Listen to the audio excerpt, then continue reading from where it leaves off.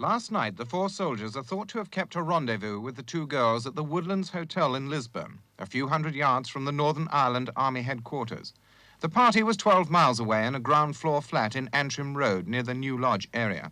There was food and drink, and the fires were burning. One of the girls left saying she was fetching some friends. She returned with two gunmen, one with a pistol, the other with a Thompson submachine gun. The soldiers were taken into a bedroom, forced to lie face down and machine-gunned one at a time. Two were killed outright, a third died today in hospital, and the fourth is very seriously ill. The army say this was a carefully planned and coldly calculated murder. The flat had been rented under an assumed name a week ago, and they say the girls deliberately befriended the soldiers to entice them there. Just before dawn, the bodies were removed. The deaths bring the total number of regular soldiers killed in Northern Ireland to 164. The army have strict rules governing off-duty soldiers. Most places can normally only be visited by men in groups of 3 or 4. I asked a staff officer what had gone wrong.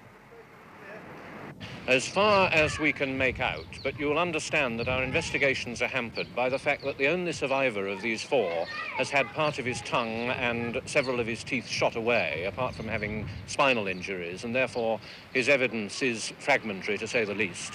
As far as we can discover, these four went to attend what purported to be a flat-warming party on the Antrim Road.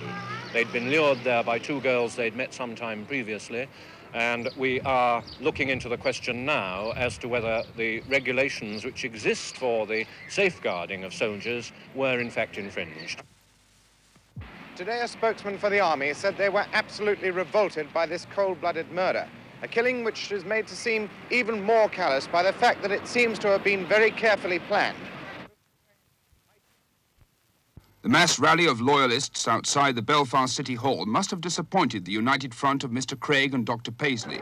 They'd hoped for 20,000, but only 2,000 turned up. It was another setback for the front that was split when its co-chairman, Captain Lawrence Orr, the leader of the Unionist Party in Westminster, denounced the rally as a security threat. But Mr. Paisley's enthusiasm was not blunted.